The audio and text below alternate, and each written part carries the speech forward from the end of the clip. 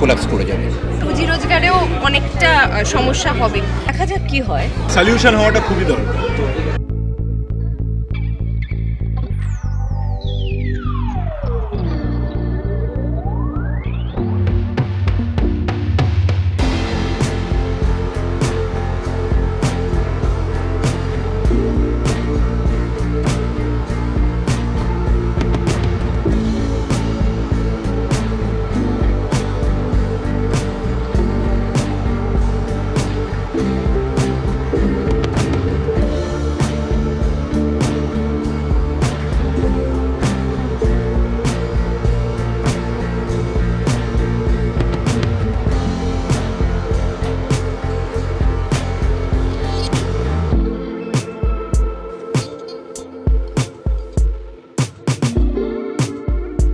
পরিচালককে blacklist করে কাজ বন্ধের নির্দেশ দেওয়া হয়েছে।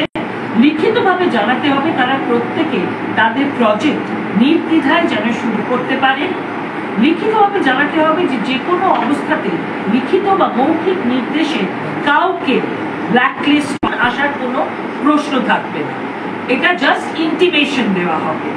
প্রযোজক এবং পরিচালক নির্দ্বিধায় কাজ শুরু করতে পারবে।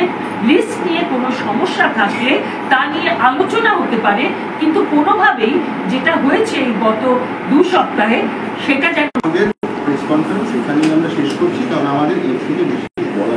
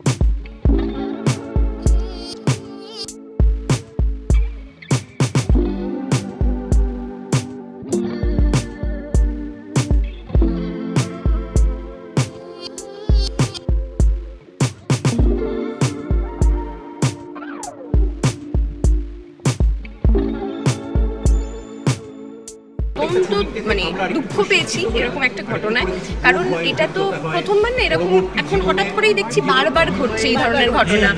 তো আমাদের সেক্ষেত্রে খুবই অসুবিধার একটা জায়গা, কারণ আমাদের মানে আমরা প্রফেশনালি এই কাজটা করি, এবং শুধু আমরা না, মানে আমরা অ্যাক্টার্সরা বলে না, টেকনিশিয়ান দাদারা সবাই তো এতগুলো মানুষ, এতগুলো কাজের যদি এভাবে ক্ষতি হতে থাকে তাহলে তাদের রুজি রোজগারেও অনেকটা সমস্যা হবে।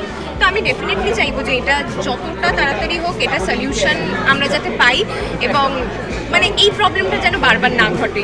শুটিং অফ মানে টেকনিশিয়ানস বলো, ক্যামেরা বলো, লাইটম্যানস বলো, আমাদের আর্টিস্টদের পার ডে চলে যায়।